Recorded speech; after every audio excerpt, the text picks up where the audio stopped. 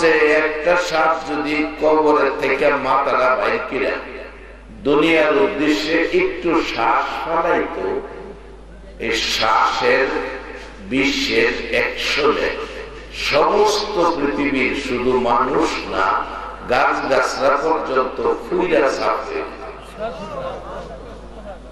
এমন পুরাই ফুটত কিয়ামত পর্যন্ত এই মাটির মধ্যে একটা গাছ জ্বালাইত। একটা সাপে যদি একটু শ্বাস ফেলাইত। আর এই জাতীয় 99টা সাপ প্রত্যেকের কবরে দেওয়া হইল। আবার আল্লাহ কইছে, নবী গো, তোমার উম্মত যদি হইতারে তাইলে আমার এই সাপের মাপ পাই। কোরআনে কইছে শুধু মাপ পাইতো না, কইছে কবর গেলে 3 বেলা খাওয়ানো হয়। কোরআন বলছে বাল আহিয়াউন ইনদা রাব্বিহিম ইরযাকুন ইরযাকুন। দুনিয়ার যেমন মানুষ রিজিক খায় 3 বেলা, কবরে গেলে আখিরি নবীর উম্মতের 3 বেলা আল্লাহ পাক রিজিক খাওয়াইব। কবরে গেলে খাওয়াইব, নবীর উম্মত হইয়া যাইতে খাওয়াইব।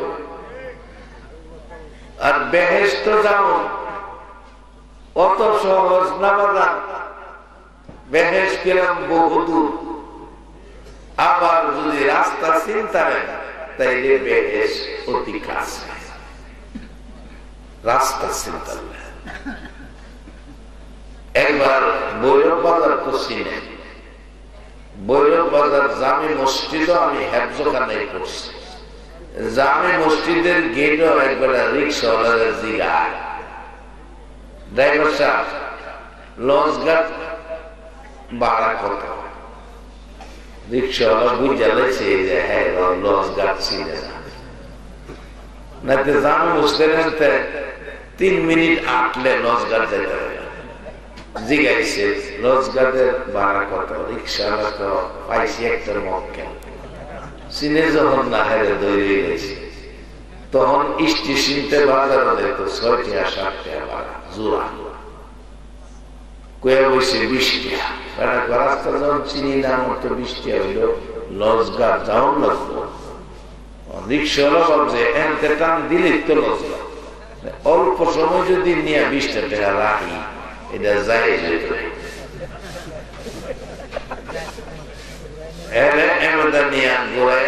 বুসি ফুটিদের ঘুরাইয়া, কেবিআই স্কুলের সামনে ঘুরাইয়া, আইস কোম্পানির হ্যান্ডা নিয়ে ঘুরাইয়া, আব্দুর রহমান গেটে ঘুরাইয়া, বৈরবপুরটা নিয়ে আবার জাম মসজিদের সামনে দিয়ে দিতেছে।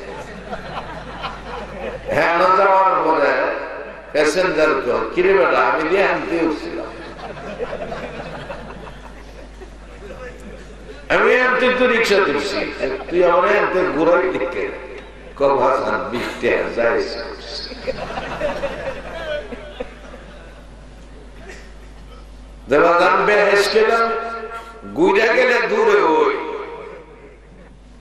আর যদি রিক্সা ছাড়া 2 টাকায় 8 টাকা যেত না, তাহলে লঞ্চ ঘাটটা কাছে। বেহেশ আখিরি নবীর উম্মত ইমানদারের লাগিয়া 2 টাকায় গেলে ওই বেহেশ, রিক্সাটা গুরুর লাগলো।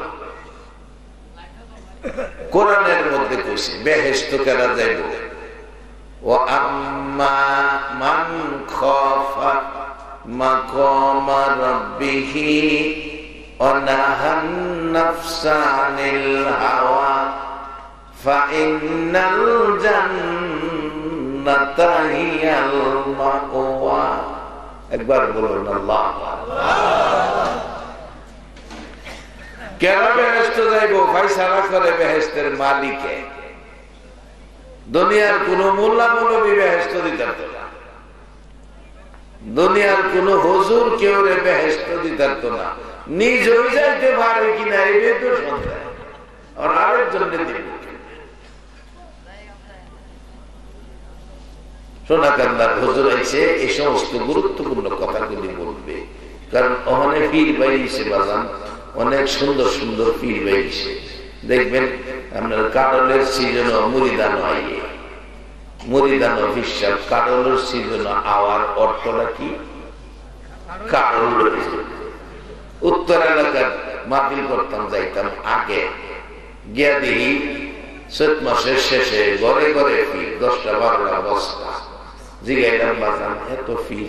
হুজুর এই দান টান উঠলে এরা সবসময় আইয়ে 8-10 বস্তা দান মিলাই আমরা দেই, এটা হইল বৈশাখে ফির। একটা আছে কারুল্লা ফির, সিজনে কারুল নিতে হয় বাজান, আর একটা আছে বৈশাখ মাসে দান নিতে হয়, বৈশাখে ফির। আসল ফির পাওয়া বড় কঠিন। বাজানো সোনাকান্দার সোনার মানুষ মরহুমে সানি বর্তমান হুজুরের আব্বাজি দুনিয়ায় নাই। এই মাঠে আসছে কিনা আমি জানি না। একটা খাস সোনার মানুষ ছিল। আমি দেখতাম উনি যখন জিকির শুরু করত, আমি দেখেছি রামনগরের মাটিতে মনে কয় যেন আল্লাহর আরশ পর্যন্ত কাঁপত। আজকে সেই ওলি আল্লাহগণের সাথে সম্পর্ক আমাদের রাখা দরকার। কেন? বিপদে আপদে কাজে লাগবো, যেদিন দুনিয়ার মানুষের কোন ক্ষমতা থাকতো। আজকে আমাদের দেশে যারা উপরস্থ লোক আছে, মন্ত্রী মিনিস্টার আছে, বিপদে আপদে গেলাম হ্যাঁ কামে লাগে, একটা টেলিফোন করলে গেলাম কাম হয়। আল্লাহওয়ালারা ঠিক তদ্রুপ আল্লাহ দরবারে যদি একটা টেলিফোন করে কাজ হয়। আর এই টেলিফোন শিখাইছে আল্লাহ নিজে, কোরআন শরীফের মধ্যে আছে, কুল্লায়ানা রুকুনি বারদাউ ওয়া সালামান আলা ইব্রাহিম। নমরুদ যখন আগুন জ্বালিয়ে বিকট আগুন রে, যে আগুনের জিহ্বাটা 4500 ফুট উপরে উঠছে, 4500 ফুট উপরে আগুনের জিহ্বা, চারদিকে মানুষ কাছে আসতেই পারে না। ইব্রাহিম আলাইহিস সালামকে আগুন ফালাইবে নমরুদ, কাছে আসতে পারে না, ফালাইব কিভাবে? আমরা দেশে একটা প্রচলন আছে, কারোর সাথে মনের বেমিল থাকলে একজন আরেকজনের সাথে দেখবেন বাড়ির সামনে দেখাইতে যা, আর বাড়ির ভিতর থেকে কয় পেছো যদি ফালাই তারি বাতি যা 3 হাত মাটির তলে নিব। 3 হাত মাটির তলে, এই যে কথাটা কইল, 3 হাত মাটির তলে যে নিব কইল, 3 হাত নিতে গেলে তো যাই নিব, হেরো তো লাগে 2 হাত যাও লাগবে, 2 হাত না গিয়া হেরে 3 হাত নিব কেমনে? এই রূপটা ছাইড়া দেন, কেউ 3 হাত মাটির তলে নিয়েন না, আমরা 2 হাত যাই না, মিলমিশা করে থাকেন। এটা ইসলাম শিক্ষা দিচ্ছে। একজন আরেকজনকে সাথ দিলে আল্লাহ হাসরের দিন আপনার অপরাধের বেলায় আল্লাহ সাথ দিব।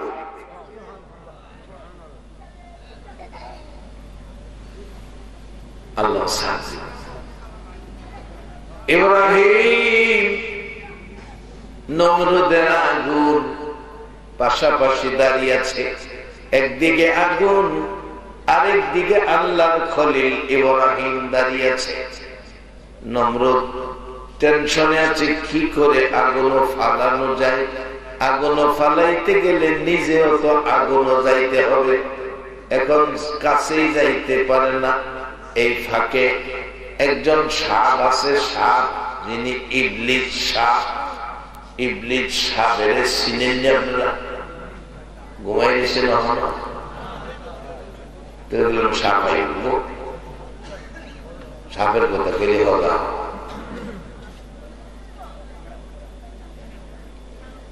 এরে বাবারা ভাইরা, সাপ আমার বানানো কথা নয়।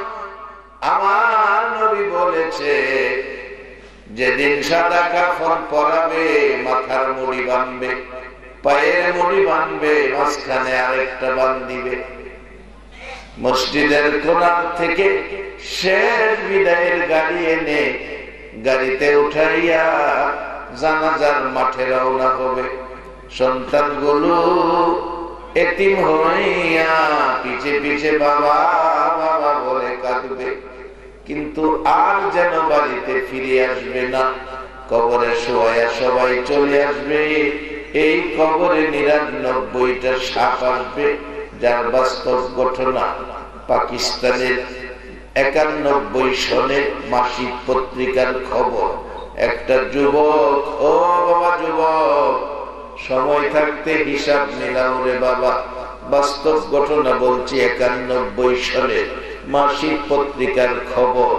একটা যুবক মৃত্যু হলো, গোরস্থানে কবর কুড়ে, লাশ জানালা দিয়ে কবর কাছে লাশ নিয়ে গেছে, যাইয়া দেখে কবর বন্ধ হয়ে গেছে। মাটিয়ে বুঝাইতেছে, না না, এই গুনাহগারের লাশ আমরা মাটি রাখবো না। ইমাম সাহেব আল্লাহর ওলি মানুষ বললেন, আরেকটা কবর করলেন।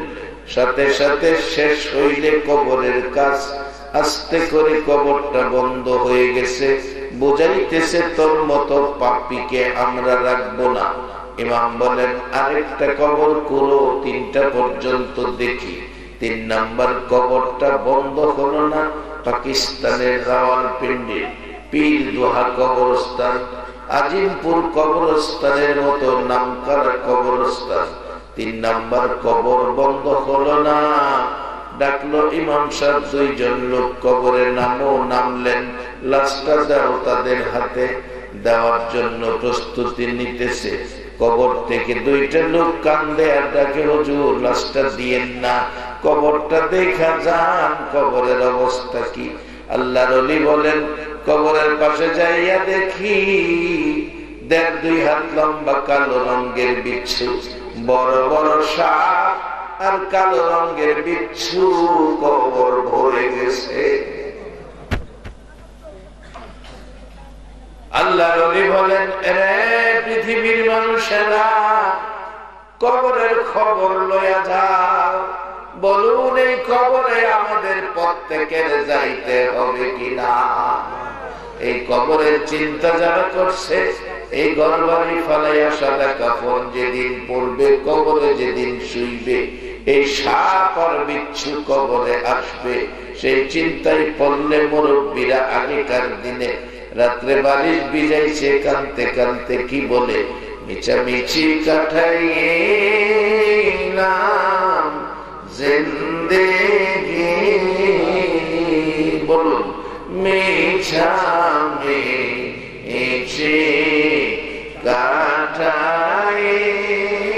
কাটাইলাম জিন্দেগি, চোখে দেখা হারাইলাম বন্দেগি। হাইরে চোখে দেখা হারাইলাম বন্দেগি। কার বাবা রে, কার বাবা, কার কে, কার বাবা আরে, কার বাবা, কার কে, অন্ধকার কবরে হবে বসতি। হাইরে অন্ধকার কবরে হবে বসতি। এই দুনিয়া মুসাফির খানা, জানো না এই দুনিয়া মুসাফির খানা, জানো কত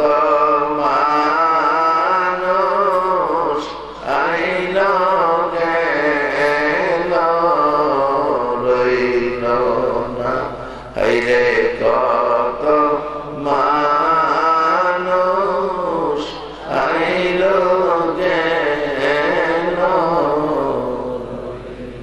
কই গেল বাজান এ কান দেয়া মানুষ? আগেকার দিনে এই শেষ রাত হইলে মুরব্বীরা এই সুরে কাঁদছে। এখন একটা সত্য কথা কইবেন, সারা দেওয়ানের সর এলাকায় শেষ রাত্রে হাঁটলে এই সুরের কান্দা আর শোনা যাইব? বাবারা ভাইয়েরা, পাকিস্তানের ঘটনা বলছি। ইমাম সাহেব হুজুর বলেন এই কবরে রাখতে হবে, যেহেতু 3 বার বন্ধ হওয়ার পথে আর ঘোরানো যাবে না, লাশটা নামিয়ে দাও। 2 জনের হাতে লাশটা দিলে 91 সনের ঘটনা।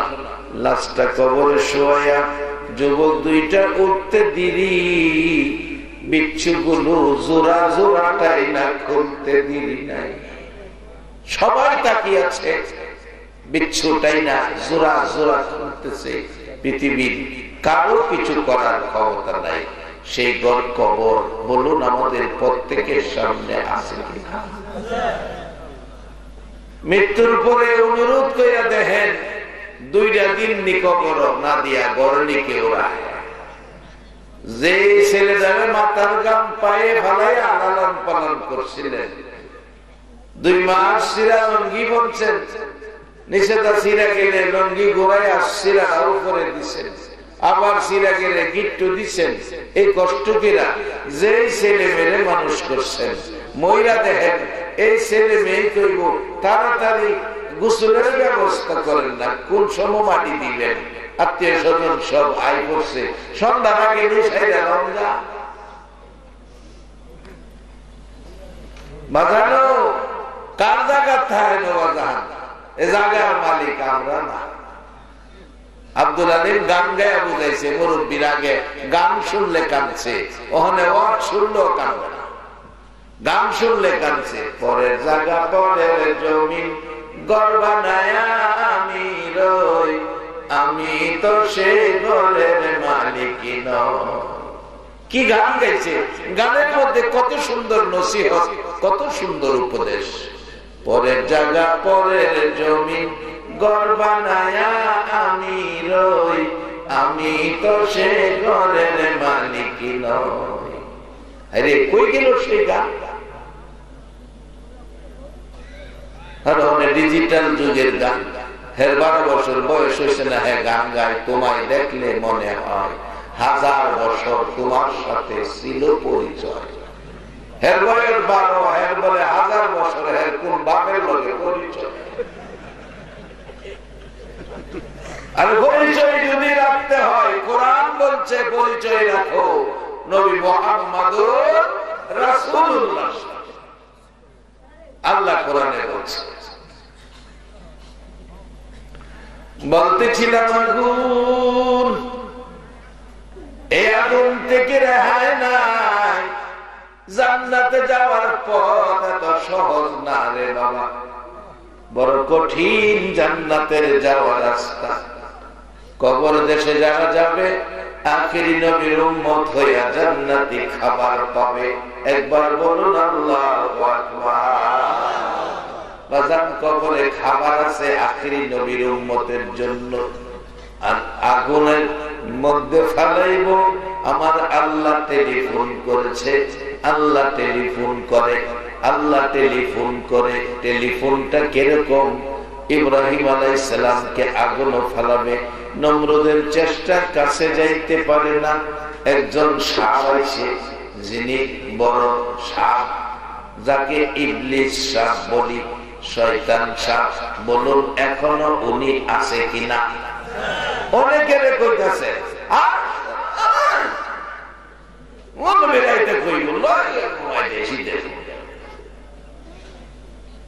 কতটা টানতেছে। যারা সার অভ্যাস, সার কাপ দেখাইতেছে, যারা সিগারেটের অভ্যাস, শুনিস না, একটা টান বাইরে দিয়া প্যান্ডেলের দেউল যেত না। যদি খালি বাজার বাইর করতে হয় একেবারে বাড়ি।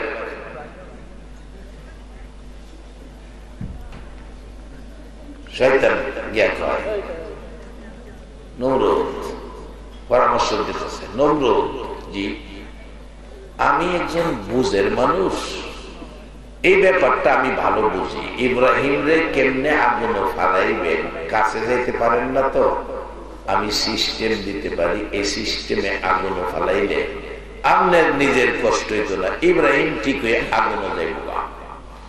নমরুদ কয়, আরে আপনি তো বুকটা মিলাই না, আপনি তো আমার বন্ধু। হ্যাঁ, নমরুদের বন্ধুরা দেখছেন কি বন্ধু? নমরুদের বন্ধু শয়তান, বন্ধুর লগে বুক মিলাইছে, কি খুশি বন্ধু পাইছে, আমার একটা পরামর্শদাতা, এমন একজন জ্ঞানী মানুষ পাই কই। জি বন্ধু কোন কি করতাম, কয়েকটা সরল গাছ বানানো, সরল গাছ। আগে আমরা কলা গাছ দা সরল গাছ বানাইছি, সরুয়ালা একটা কলা গাছ কুপা, একটা কলা গাছ মাঝখানে বড়দা দিয়া আলডি মাইরা আগাত বয় আমরা ঘুরাইছি। পাইছি আমার বয়সের একজন পাইছি, আর আমাদের গোলাখানে তো এই সরল গাছ নাম শুনছে, হয়তো দেখছে না, আমরা ছোটবেলা খেলছি সরল গাছ বানায়। শয়তান কয়, নমরুদ তোমার কোন আগুনের তাপ লাগবে না, সরল গাছ বানাও। কি এইভাবে? নমরুদ কয়, আমার বুকের লগে বুকটা মিলাই, আপনি আমার বন্ধু। অনেক জাতের বীর আছে বাজার আমরা দেশে, মহিলারা কলবের সবক দেয়, বুকের সাথে বুকটা মিলায়, তাইলে বোঝা গেল তারা হয়ে যায়। ওই যে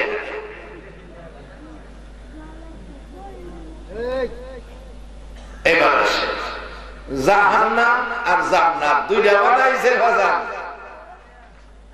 যদি খালি জান্নাত হইতো টেনশন আসিন না, যে কোন কাজ করে জান্নাত হইতে লেনদেন।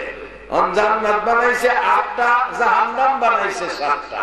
বেজার করবেন জাহান্নামও, বালা চলবেন জান্নাতও, কঠিন কিছু। এরপরও এই জিনিসগুলি বোঝার জন্য আল্লাহ প্রত্যেকটা মানুষের বিবেক দিয়েছে। মাঝে মাঝে দেখি বাসের পিছনে লেখা দেয়, পৃথিবীর সর্বোচ্চ আদালত মানুষের বিবেক। বাসের পিছনে পৃথিবীর সর্বোচ্চ আদালত মানুষের বিবেক। আল্লাহ মানুষকে বিবেক দিচ্ছে, যদি বিবেকের বিবেচনা না করেন, মনে যাসা তা করেন, বাজার নামাজ পড়া, মসজিদ বানায়া, মাদ্রাসা বানায়া, জান্নাত যাইত না। আল্লাহ কইব একটু কারণ চেকপোস্ট আছে, চেকপোস্ট দেখছেন না রাস্তায় পুলিশের চেকপোস্ট থাকে, চেকপোস্টে ধরা পড়বেন।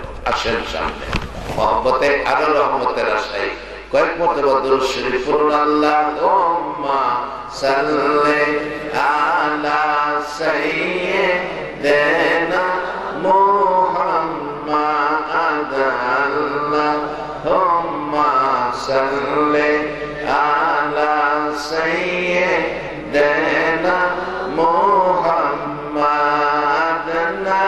নাবিয়ানা শাফিয়ানা মাওলানা মুহাম্মাদ, নাবিয়ানা শাফিয়ানা মাওলানা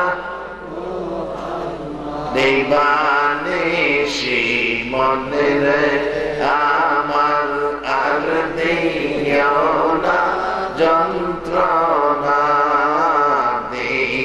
দেবানিশি মনে আমার আর দিও না যন্ত্রণা। রে দান যদি হইতাম দনি, যাইতাম সোনা মদিনা। রে দান যদি হইতাম দনি, যাইতাম সোনা মদিনা। আল্লাহুম্মা সাল্লি আলা সাইয়্যিদিনা মুহাম্মাদ, আল্লাহুম্মা সাল্লি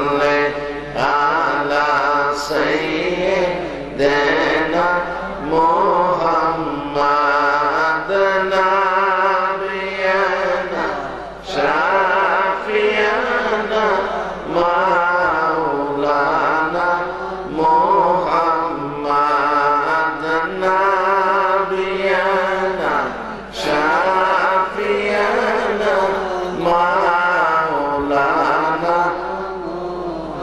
বালাগাল উলা বিকামালিহি কাশাফাত দুজা বিজামালিহি হাসনাত জামিউ খিসালিহি সাল্লু আলাইহি। বাংলাদেশে কথার দিকে লক্ষ্য, সোনাকান্দার সোনার মানুষ আসতেছে, যার হাতের সাথে হাত বাড়াইলে আল্লাহ এ হাত খালি ফিরায়। আল্লাহ ওয়ালাদের হাত খালি ফিরায় না, বিধায় ওলিদের সাথে একটা সম্পর্ক রাখলে লাভ হবে। কি লাভ হবে? আসতেছি সামনে, এবার টেলিফোন করবেন আল্লাহ, আর আগুন বানাইবার পরামর্শ দিলেন শয়তান, সরস গাছ বানাও। কথাটা খেয়াল আছে? সরস গাছ বানাইছে লম্বা বাঁশ দিয়া, বাঁশের আগার মধ্যে ইব্রাহিম রে বইয়া বয়ছে, বয়া সরস গাছ ঘুরাইয়া ইব্রাহিম আলাইহিস সালাম রে আগুন ফালাইছে। আর হেরা তো আগুনের অনেক দূরে, আগুন কদূর তাপ লাগলে বাঁশের মধ্যে লাগছে, মানুষের শরীর চলাচ্ছে না, ইব্রাহিম রে আগুন ফালাইয়া দিছে। এবার হযরতে হাততালি দিছে, আনন্দ করছে, উৎসব করছে, ইব্রাহিম নবীরে আগুন ফালাইয়া দিছে। ইব্রাহিম আলাইহিস সালাম আগুন গিয়া বিচারে, ওগো আমার রব, ওগো আমার বন্ধু, আমি ইব্রাহিম আগুনে নমরুদে ফালাইছে, তুমি কই? আমি যে আগুন আছি তুমি দেখোনি, আমি যে আগুন আছি তুমি দেখোনি, আমার আগুন ফেলাইছে। তখন আল্লাহ আগুনের কাছে টেলিফোন করছে। কোরআন শরীফ আছে, কুল্লা ইয়া রুকুনি বারদাও ওয়া সালামান আলা ইব্রাহিম। হে আগুন, তোর মধ্যে আমার ইব্রাহিম সালামান শান্তিদায়ক, আরামদায়ক হয়ে যাও। জ্বালানি ক্ষমতা তোমার থাকতে পারবে না, আবার বেশি ঠান্ডা হয়েও না, ইব্রাহিমের সর্দি করবো। সালামান শান্তিদায়ক, আরামদায়ক হয়ে যাও।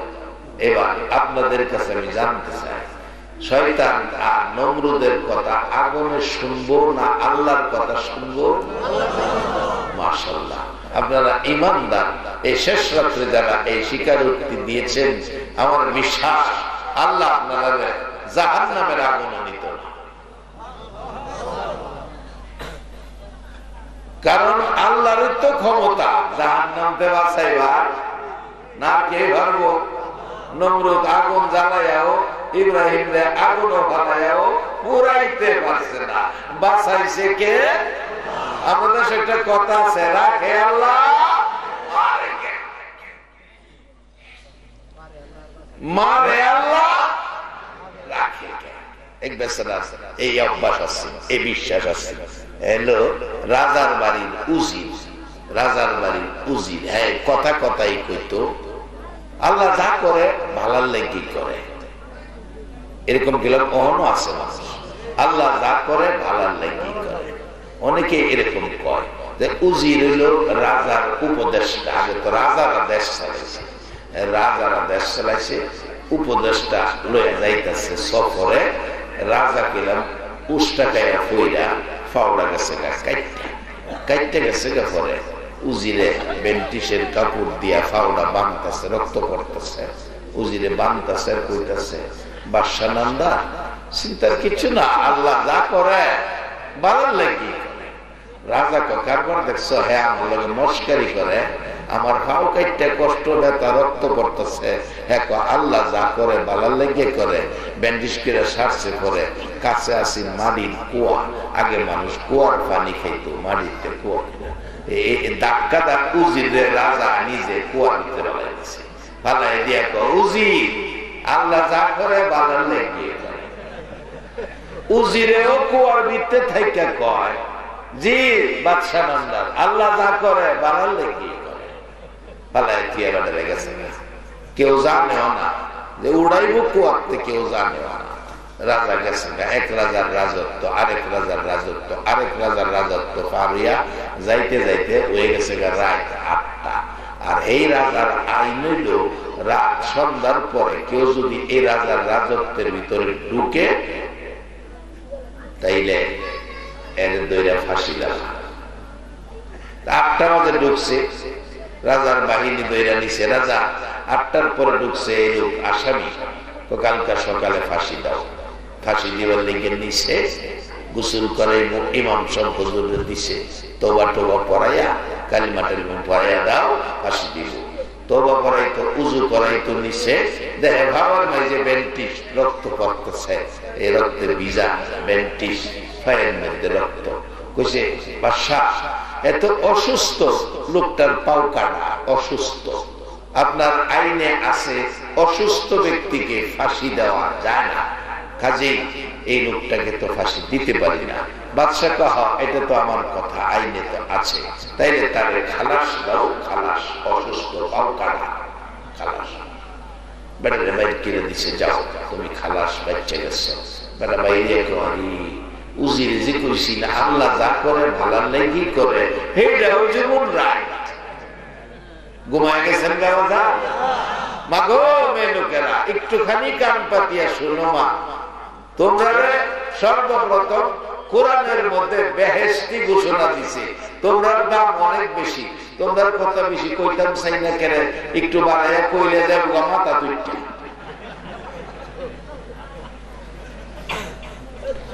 কারণ আমি তো উঠতে উঠতে মাথা তুই উঠছে।